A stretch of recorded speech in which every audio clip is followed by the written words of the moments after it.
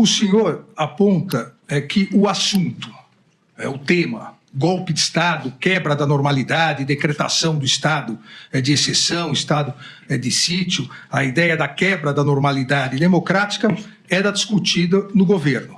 O senhor aponta ainda a existência de 3 grupos distintos que discutiam esse assunto.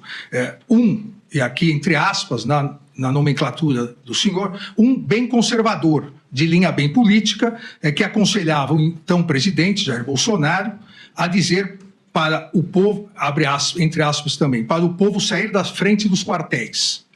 Outro grupo, denominado pelo senhor de moderado, em que pese, disse o senhor no depoimento, entendesse, entre aspas, que o caminho que o Brasil estava indo estava errado, dizia que nada poderia ser feito diante do resultado das eleições.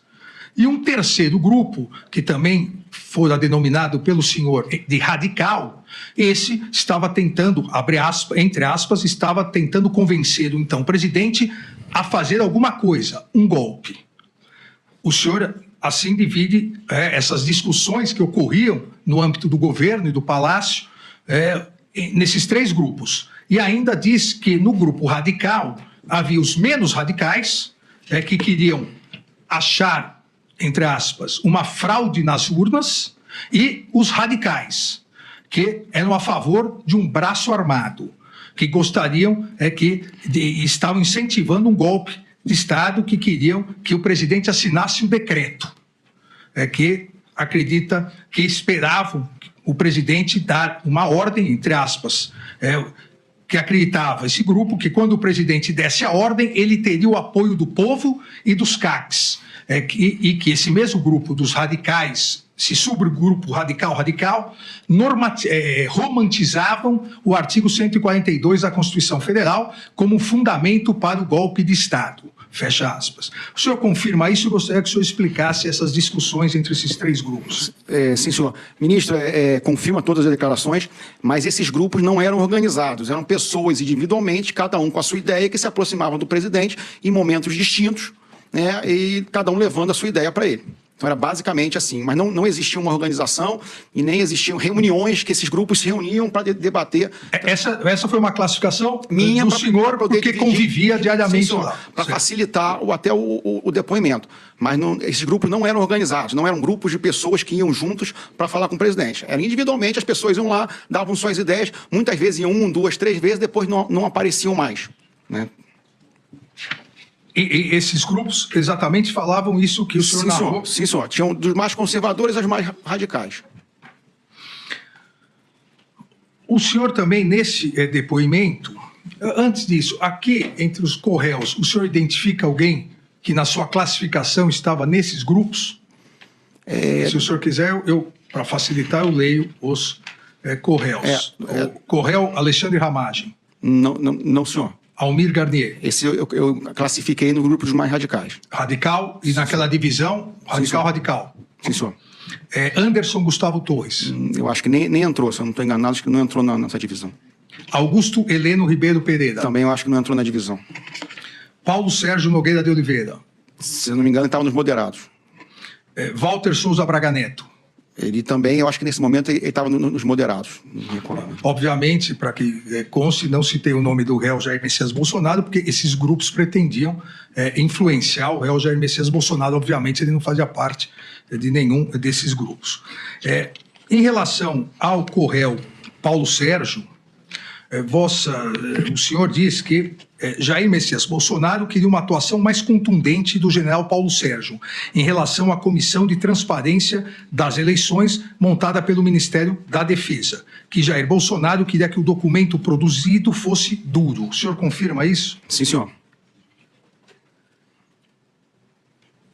O senhor tem conhecimento que, se após, e também consta aqui nos autos, o senhor tem conhecimento que após a realização das eleições, na verdade o primeiro turno e depois o segundo turno, hoje réu, então ministro da Defesa Paulo Sérgio, já estava com a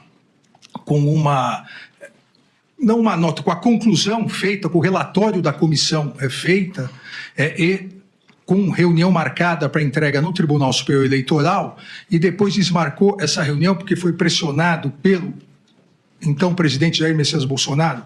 Sim, senhor. O senhor sabe como foi essa pressão?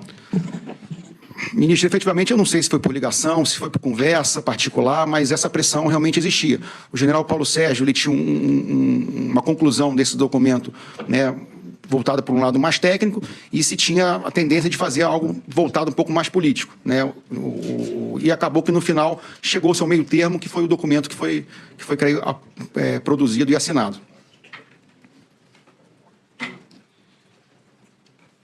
O senhor ainda, em relação a essa questão, que na verdade consta não só no seu depoimento do dia 28 de 2023, mas também no seu depoimento aqui no Supremo Tribunal Federal no dia 21 de novembro de 2024. O senhor tem conhecimento que depois do relatório apresentado e da nota que o Tribunal Superior Eleitoral emitiu, dizendo que havia recebido o relatório do Ministério da Defesa, que tinha testado a lisura das eleições, a regularidade das urnas. O senhor tem conhecimento se o Coronel Paulo Sérgio sofreu pressões para soltar uma segunda nota? Não me recordo, ministro. Essa segunda nota eu não me recordo. Eu creio que depois que saiu a primeira, eu acho que depois que foi entregue a versão oficial final, eu acho que não teve uma pressão para sair a segunda, não me recordo. Aqui, vamos agora, a partir de meados de novembro de 2022, o senhor aponta que várias reuniões ocorreram para tratar exatamente dessa questão de como reverter o resultado das eleições.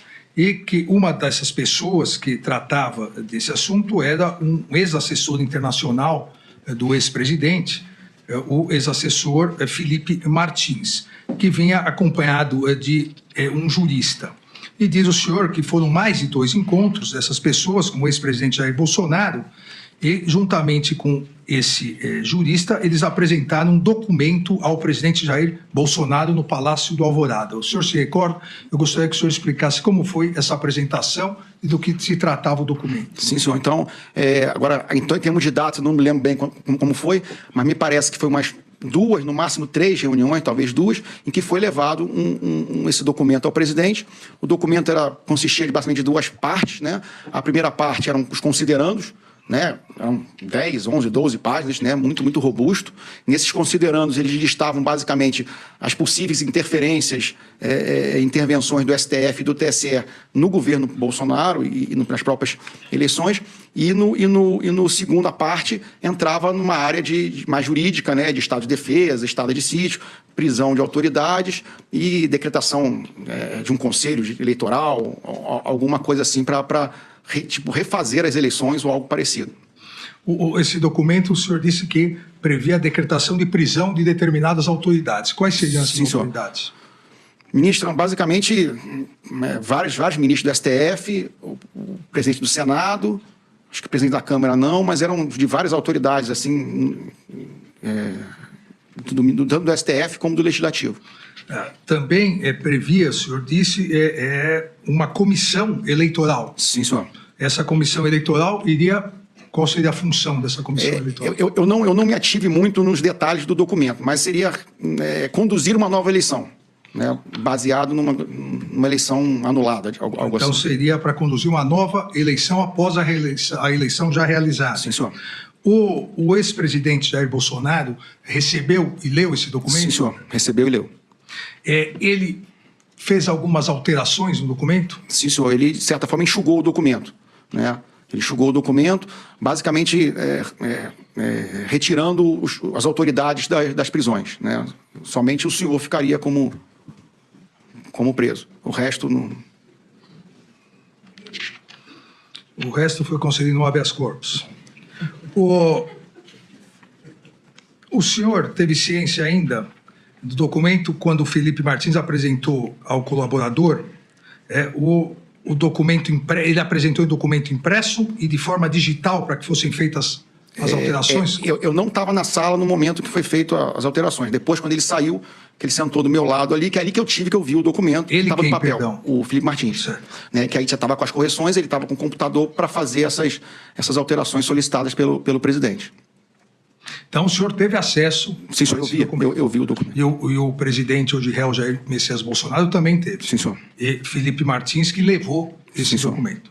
O senhor se recorda o nome do advogado, entre aspas, jurista, que acompanhou?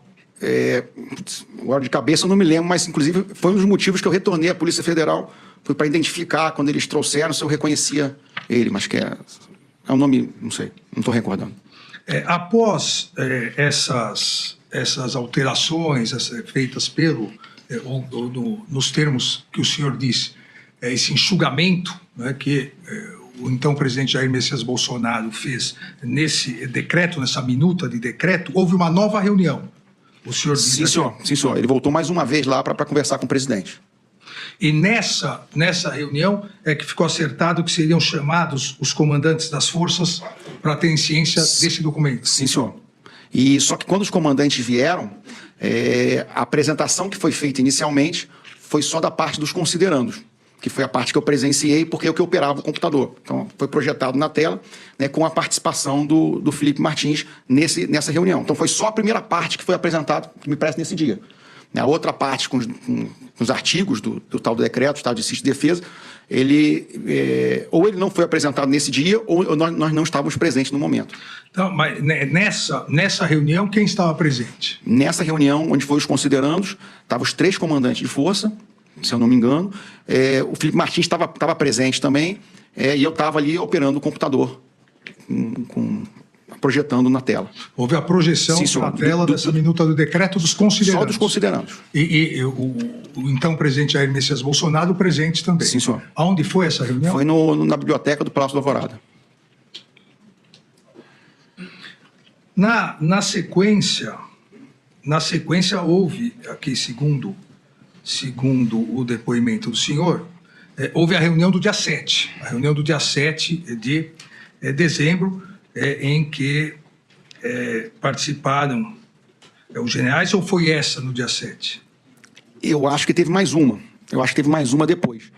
Porque houve várias reuniões do presidente com os comandantes de força, às vezes só com um, às vezes só com o outro, mas com os 3 juntos, acho que foram umas 2, 3 que ocorreram. Nessa reunião do dia 7, o senhor também participou, também operando o computador? Não, senhor.